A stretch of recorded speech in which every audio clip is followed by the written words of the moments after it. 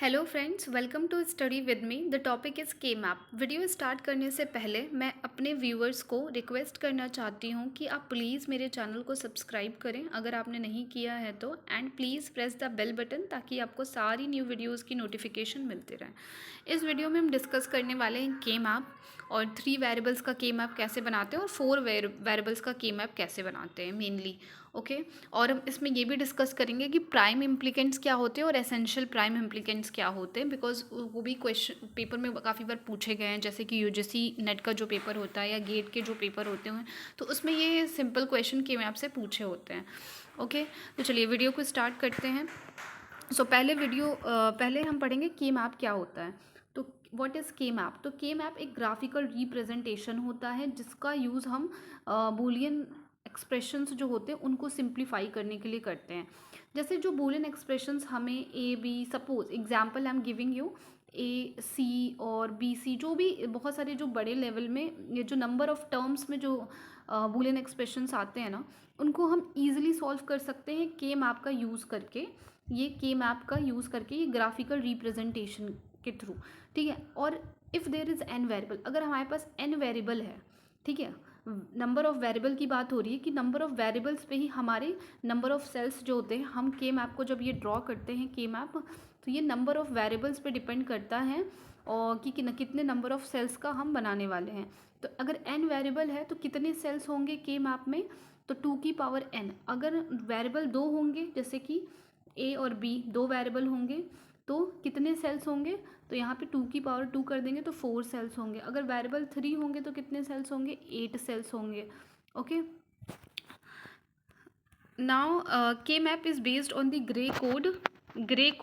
और grey code को हम यूनिट डिस्टेंस कोड भी बोलते हैं। और देखिए पेपर में ऐसे भी पूछता है कि ग्रे कोड को what we called unit distance code, और या फिर ऐसे लिखा होता है कि 1 बिट चेंज।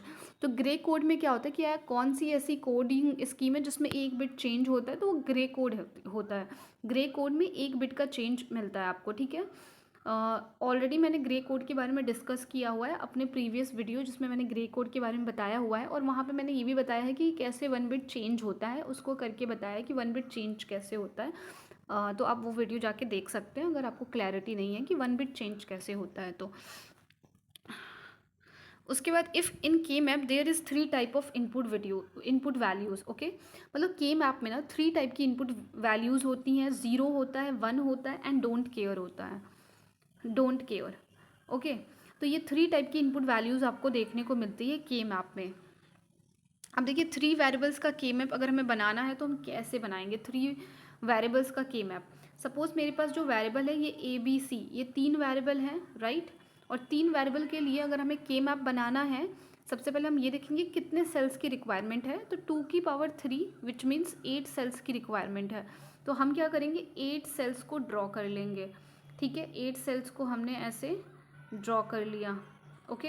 ये 8 सेल्स हो गए। अब इसकी सबसे पहले हम देखेंगे कि इसके ऊपर ये जो 0100 हमने ये यूनिट डिस्टेंस कोड या ग्रे कोड का यूज़ करके ही लिखा है, तो वो कैसे लिखा है? तो देखिए जब हम इस तरह करेंगे तो इधर हमारी 2 रोज़ बनेंगी और इधर हमारी 4 रोज़ बनेंगी, राइट।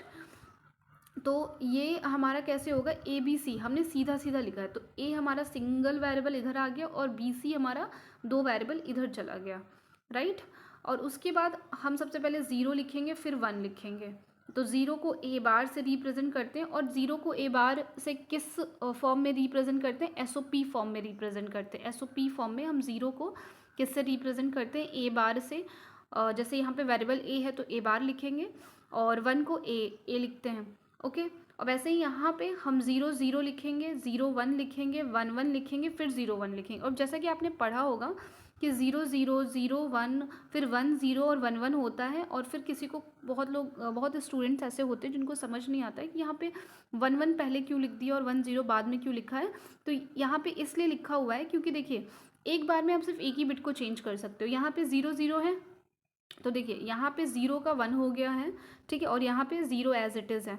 फिर यहाँ पे 1 का 0 हो गया है और ये 0 का 1 हो गया। तो यहाँ पे 2 बिट चेंज हो रही है, इसीलिए हम पहले 1 1 लिखते हैं। अगर आपको अभी भी समझ में नहीं आया है कि ये 1 बिट चेंज कैसे आ रहा है, तो ये आप ग्रे कोड का वीडियो जाके देख सकते हो, उसमें मैंने अच्छे से समझाया है।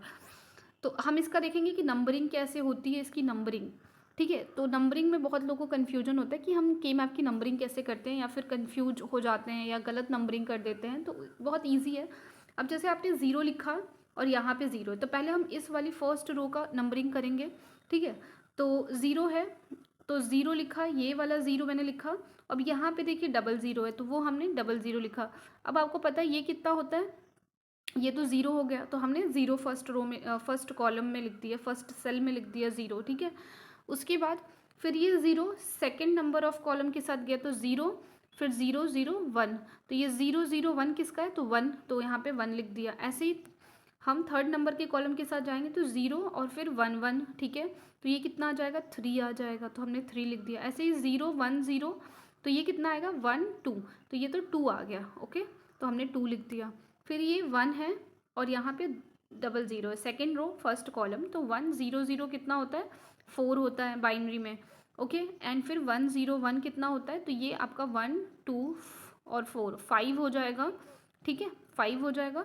ऐसे ही आपका वन वन वन हो जाएगा। नेक्स्ट ये आपका वन वन वन हो गया, सेवन हो जाएगा।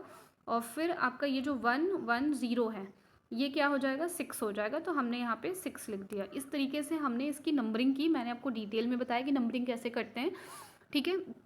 और मैंने यहाँ पे लिखा भी हुआ है, जब हम ज़ीरो से सब के साथ करेंगे, चारों के साथ करेंगे, तो यहाँ पे ये वैल्यूज़ आएंगी, ओके। नेक्स्ट डिस्कस करते हैं फोर वेरिएबल के मैप, ठीक है। सो फोर वेरिएबल के मैप में आपने सिंपल सा फोर वेरिएबल लिया है। अब टू की पावर फोर रखोगे तो आपके पास क्या आएगा, 16 सेल्स आपको बनानी होंगी।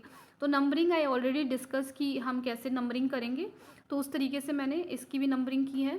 तो आप इस तरह से अगर आप कभी भूल भी जाते हो, वैसे तो अगर आप क्वेश्चंस कर लोगे अच्छे से, नंबर ऑफ़ क्वेश्चंस, तो आपको नंबरिंग ऑटोमेटिक याद हो जाती है। बट अगर इन केस आपको कभी कन्फ्यूजन होती है, तो आप यहाँ से ऐसे करके देख सकते हो। जिसको नहीं पता है उसके लिए बता रही हूँ, ओके। तो ये होता है फोर वेरिएबल की मैप। अगेन एक चीज़ और, जैसे अब मैंने इस तरीके से बनाया, ऐसा नहीं है कि आप इसी तरीके से बना सकते हो। बहुत लोग ऐसे भी बनाते हैं, ठीक है, और इस तरीके से, तो ये भी सही है, कोई दिक्कत नहीं है। अब इधर क्या होता है कि आप ए भी इधर लिख देते हो, ठीक है, और सी इधर लिखोगे, तो आप इस तरीके से भी सॉल्व कर सकते हो, ठीक है। अब ये मैंने डिस्कस किया है नंबरिंग के लिए, नंबरिंग सेम ऐसी होगी। तो आज के वीडियो में इतना ही। मिलते हैं नेक्स्ट वीडियो में, जहाँ पे हम इसका नेक्स्ट पार्ट देखेंगे, कैसे हम प्राइम इम्प्लिकेंट्स वगैरह निकालते हैं के मैप में। So thank you so much, मिलते हैं नेक्स्ट वीडियो में।